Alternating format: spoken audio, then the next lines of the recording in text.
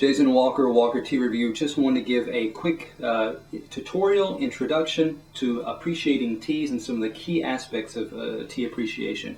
Whether you're looking at a Kenyan black tea or a Japanese green or anything in between, there are certain and actually 4 key elements that you want to be aware of in enjoying your teas. First of those is aroma, second is your taste, third your texture, and finally your aftertaste. With the first, aroma, there are certain aspects that you may want to note in the dry leaf, what you find then in the wet leaf after it's been steeped, and then finally, of course, your liquor. You may note that through this process, or through these different stages of the tea, you'll find that slightly different, slightly subtle changes have taken place in the aroma profile of this tea, or any tea.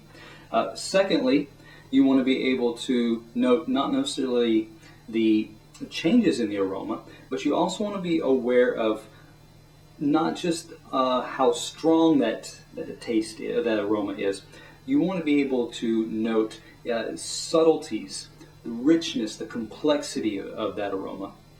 Secondly, as far as with taste, you want to be able to look at things like the positives and the negatives. Negatives, you want to avoid high levels of bitterness and astringency. Generally, higher quality teas have lower levels of bitterness and astringency.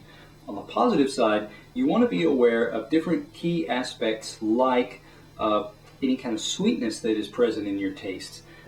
Some nice teas, quality teas, have a pleasant salty aspect. Others have a tangy, sour, fruity component to them.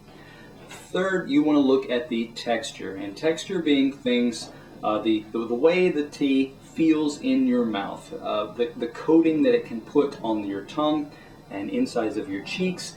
The textures can be anything from a light watery element or feel over towards a richer, brothy, even kind of creamy coating feel on the mouth and tongue. Aftertaste wise, you want to be able to be aware of, after you swallowed your tea, tasted and swallowed your tea, what kind of sweetness can build, what kind of residual tastes are present in your mouth.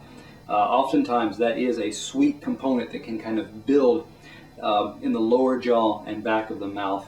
And you want to be able to note not just is that sweetness there or any taste that are there, but you also want to be aware of any duration and intensity levels of that particular aftertaste.